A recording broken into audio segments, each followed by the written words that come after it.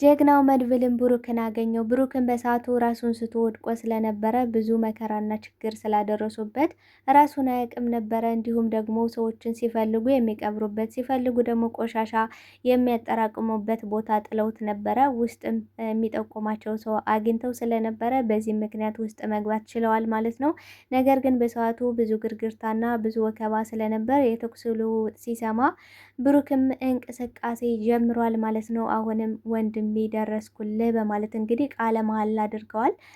ሞገስ እንዲሁም ደግሞ የመድብል የልብ ወዳጁ እንዲሁም ደግሞ የማህሌት የቀድሞ የቀኝ እጇ የነበረው ቃለ መሐላ አድርገዋል። ብንሞትም ብንድንም ወንድሜን ለማዳን ነው። ስለዚህ መሞትም ካለብኝ እሞታለሁ፣ እናንተ ግን በምንም ሁኔታ መሞት የለባችሁም በማለት እንግዲህ መድብል እየነገራቸው ነበር። እነሱም ምን ለማለት እየፈለክ ነው? ሁላችን ማናችንም አንሞትም፣ እኛም ማንወጣው አይነት ነገር ካለ ብዙ ሰዎች ካሉ ጥለን እንሸሻለን፣ መሞትም የለብንም፣ ወሱንም ደግሞ እናድነዋለን በማለት እንግዲህ ብሩክን ለማዳን ቆርጠው ተነስተዋል ማለት ነው።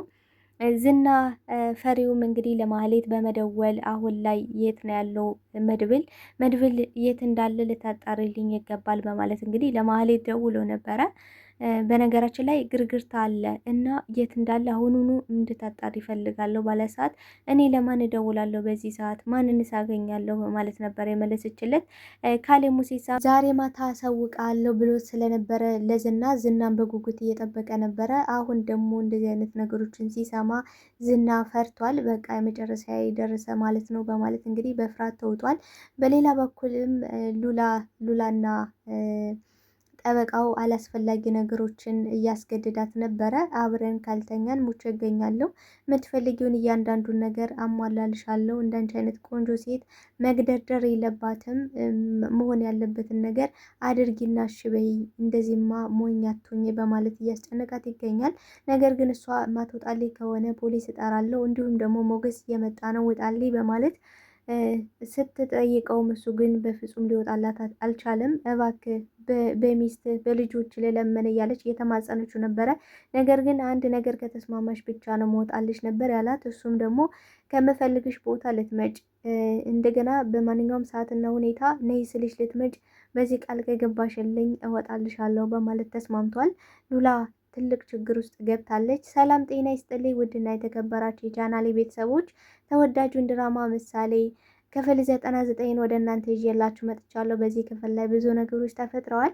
ቀጣይስ ምን ሊፈጠር ይችላል የሚለውን ነገር የምናወራ ነው የሚሆነው። ታዲያ ቪዲዮን ስትጀምሩ ላይክ እንድታደርጉና እስከ ቪዲዮ ፍጻሜ አብራችሁ እንድትቆዩ በአክብሮት እየጋበዝኳችሁ፣ ብሩክም ተወዳጁ ብሩክ መጥቶልናል። በጉጉት ስንጠብቀው የነበረ አሁን ላይ በጣም ተጎድቷል። በጣም ራሱንም እስከ መሳት ደረጃ ድረስ ራሱንም እስከ አለማወቅ ደረጃ ነው ያለው። ነገር ግን ዋናው ትልቁ ነገር ብሩክ መገኘቱ ነው። ሌላው ነገር በቂ ነው። እንግዲህ የመድብል የልብ ወዳጁ የሆነው ሰዎችን እንዲሁ በቀላሉ አይገሉም። የሆነ ክፍለ አካላቸውን እየሸጡ ከጨረሱ በኋላ ምንም እንደማይጠቅሙ ምንም ጥቅም እንደሌላቸው ካወቁ በኋላ ነው አውጥተው የሚጥሏቸው ወይም ደግሞ የሚቀብሯቸው ብሎ ነበረ። ብሩክንም ብዙ ካሰቃዩት መከራ ካደረሱበት በኋላ ምንም አይጠቅምም በማለት ነበረ። ቆሻሻ መጠራቀሚያና እንዲሁም ደግሞ ሞቷል በማለት ሰዎችን የሚቀብሩበት ቦታ አላቸው። ግቢው ሰፊ ስለሆነ ሰዎችን የሚቀብሩበት ቦታ አለ። አውሬና ጨካኝ ከመሆናቸው የተነሳ እዚያ ጋር ጥለውት ነበረ። ነገር ግን የካሌብ ሰው ቦታውን ጠቁሟቸዋል። በየት በር መግባት እንዳለባቸው ምን ማድረግ እንዳለባቸው ነግሯቸው ነበረ።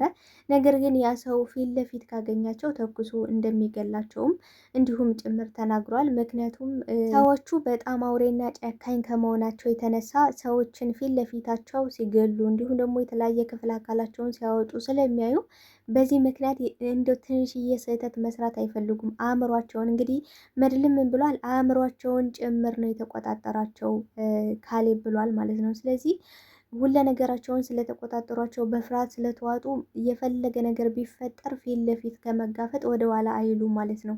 ምሳሌ አሁን ላይ መታገቷ ለመልካም ሆኗል። ምክንያቱም አባቷ እንዲገኝ ምክንያት ሆናለች ማለት ነው። ሉላም ትልቅ ችግር ውስጥ ነው የገባችው በአሁኑ ሰዓት። እንግዲህ ጠበቃው አይኗን ከእሷ ላይ አለማንሳቱ ትልቅ ችግር ፈጥሮባታል። እንግዲህ ቤት ውስጥ ካልሸኘውሽ ብሎ ግግም ብሎ መጥቶ ነበረ። ከመጣም በኋላ አልጋ ላይ ተቀምጦ እንግዲህ ነይ ቁጭ በይ ማወራሽ ነገር አለኝ። በቃ እንዳንቺ አይነት ቆንጆ ሴት እንዴት ነው ከዚህ ክፍል እንዴት ነው ከዚህ የምትቀመጠው? ቆይ አንቺ ግን እንዴት ብታስቢ ነው እውነት ደስተኛ ነሽ? በማለት እንግዲህ ከባሏ ጋር ለማለያየት ለዘመናት አብረው ብዙ መስዋዕትነት የከፈለሽለትን ፍቅር ነገር ግን እሱ በአንድ ደቂቃ እና በአንድ ሰዓት ነገሩን ሁሉ ለማበላሸት እየጣረ ነው። ለራሱ ተመኝቷታል። አሁን ላይ ትልቅ ችግር ውስጥ ገብታለች። እየለመነችው ነበረ። ሞገስ አሁን ነው የሚመጣው እባክህ ውጣልኝ ብላ ብትማጸነውም እሱ ግን በፍጹም እንደማይወጣላትና የህግ ባለሙያ ስለሆነ እንዴት ማሸነፍ እንደሚችል እንደገናም ደግሞ እንዴት መውጣት እንዳለበት እኔ ራሴ ጠንቅቄ አውቃለሁ። ምክንያቱም እኔ የህግ ባለሙያ ነኝ። ስለዚህ ችግር እንዳይፈጠር ከፈለግሽ ልትስማሚ ይገባል በማለት ወጥመድ ውስጥ አስገብቷታል። እሷን ደግሞ እሺ ምንድን ነው የምትፈልገውን ነገር ሁሉ አደርግላለሁ ብቻ አንተ ከዚህ ገለል በልልኝ ነበር ያለችው። ነገር ግን እንደምትጠብቀው አይደለም። ከባድ መዘዝ ይዞባት ነው የሚመጣው። እሱም በምፈልገው ቦታ በምፈልገው ሰዓት ልትመጪ ግድ ይልሻል፣ ካልመጣሽ ግን ከባድ ችግር ይፈጠራል በማለት ነግሯታል። እሷም አንተ ብቻ ውጣልኝ እንጂ ምንም ችግር የለም እመጣለሁ ብለዋለች ማለት ነው። በጣም ትልቅ ችግር ውስጥ ነው የገባችው። ቅድስትም መድብልን ምንድን ነው ተጨንቀሃል? በጣም እኮ እየተጨናነክ ነው እና የተፈጠረ ነገር አለ ወይ? ምን አዲስ ነገር አለ ብላ ስጠይቀው እሱም ስለ ብሩክ አንዳንድ ፍንጮችን አግኝተናል፣ ነገር ግን አንቺ በጣም ስለምትጓጊ እንደባለፈው ምንም አልልሽም፣ ለዛም ነው ያልነገርኩሽ በማለት እየነገራት ነበረ። እሷም ቆይ አገኛችሁ ምንድን ነው ምን አዲስ ነገር አለ ምናምን ብላ ስጠይቀው እሱም ምሳሌ የታገተችበት ቦታ ላይ የአንዳንድ ፍንጮችን አግኝተናል፣ ከዛ ነው የሚሆን ግምት ከዛ ነው ሊሆን የሚችለው የሚል ግምት አለን። ምክንያቱም ብዙ ሰዎች የተሰበሰቡበት እንደገና ደግሞ ሰዎች የሚታገቱበት ከዛ ግቢ እንደሆነ ደርሰንበታል። ስለዚህ ሊሆን የሚችለው በህይወት ኖረም አልኖረም ሊሆን የሚችለው ከዛ ነው በማለት እንግዲህ ለቅድስት ነግሯታል። ቅድስትም እንዲህ በህይወት ቢመጣልኝ በማለት እንግዲህ በጉጉት ፈገግ ብላ በቃ ላይ ሆኖ ማለት ነው በቃ ሊመጣልኝ ነው ስትል እሱም ደግሞ በጣም ትወጂዋለሽ አይደል ታፈቅሪዋለሽ በማለት ጠይቋት ነበረ። እሷም አይ ግን እኮ እሱ ውስጡን መናገር አይችልም ጋሼ፣ የውስጡን እንደሚወደኝ አምን ነበረ እንደሚወደኝም አውቀ ነበረ፣ ነገር ግን አንድ ቀን በግልጽ እወድሻለሁ አፈቅርሻለሁ ብሎ ገልጾልኝ አያውቅም፣ እኔማ ወደዋለሁ በማለት እንግዲህ ለመድብል ሁሉንም ነገር ነግረዋለች። መድብልም በህይወት ብቻ ላገኘው እንጂ ወንድሜ ትልቅ ወንድምም እንደመሆኔ መጠን ለአንቺ እደርልሻለሁ ብሏታል ማለት ነው። ቅድስትም በዚህ በጣም ደስ ብሏታል። ምክንያቱም ስለ ብሩክ ሲነሳ ስለ ብሩክ ስትጠይቅ በጣም ነው ደስ የሚላት። በቃ ደስ እያላት ነው የምትናገረው። ምክንያቱም በጣም ነው የምትወደው፣ በጣም ነው የምታፈቅረው። በጠፋ ሰዓት ምን ነበር ያለችው? በቃ እኔ ሽማግሌ ላክ ስላልኩት ነው እንዴ የጠፋው? ቆይ እኔ እንደዚህ ማስጨንቀው ምናምን መስሎት ነው በማለት እያለች እየተጨነቀች ነበረ። ማህሌትን በበኩሏ ኤፍራታን አንቺን ማንቆርትሽን ይዤ እንዳመጣለት ዝና ጠይቆኛል እና ደግሞ አንቺን መስዋዕት ማድረግ ይኖርብኛል በማለት እየጠየቀሻት ነው።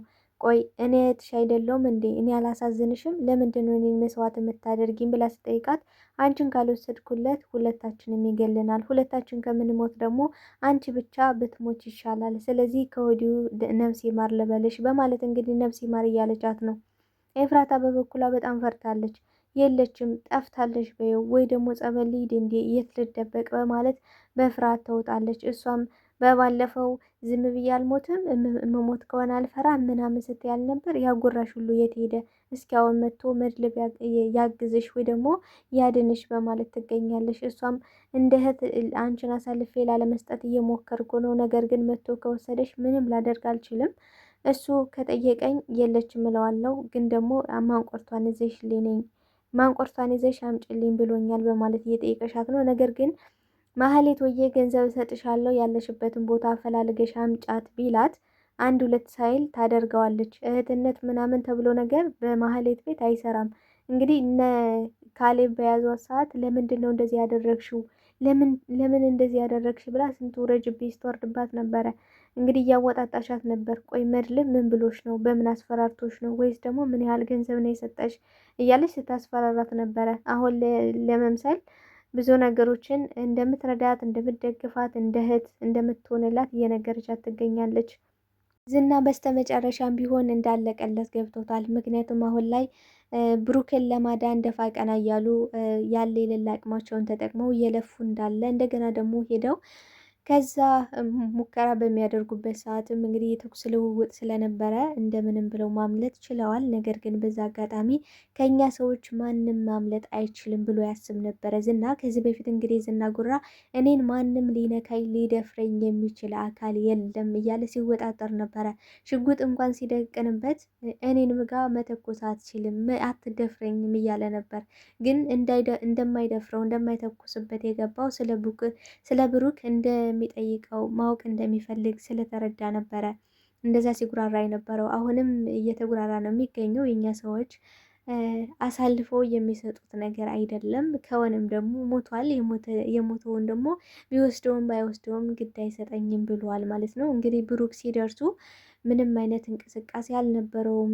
ደንዝዞ ነበረ፣ ራሱን ስቶ ነበረ። ምክንያቱም በጣም ብዙ ጉዳት ስላደረሱበት እንግዲህ ምናልባትም የሆነ ክፍለ አካሉን አውጥተውት ሊሆን ይችላል።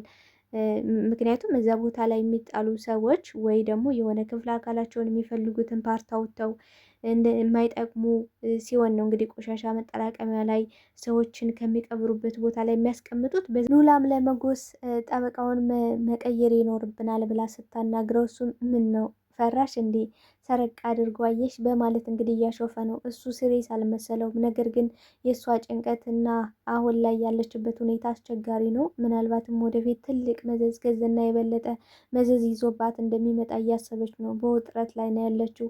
ነገር ግን ሞገስ እሄዳለሁ ሲል በጣም ፈርታለሽ። እንዴት ትሄዳለህ? ለዛውም በዚህ ምሽት እንዴት በማለት በጥያቄ እያፋጠጠች ነበረ። እሱ ግን የግድ ጓደኛዬ ለማግኘት ጓደኛዬ ስል መስዋዕትም መሆን ካለብኝ ይሆናለሁ በማለት እንግዲህ ጉዟቸውን ጀምረዋል።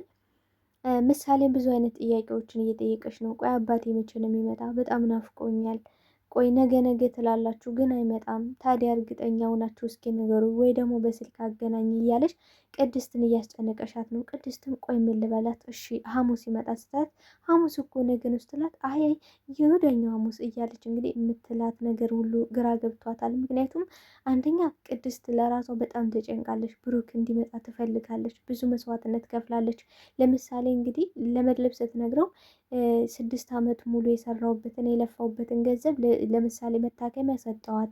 እንደገና ደግሞ ማህሌት ብዙ ገንዘብ ሰታኝ ምሳሌን አጥፍልኝ አለችኝ። እሱን ደግሞ ወስጄ ለብሩክ ሰጠሁት።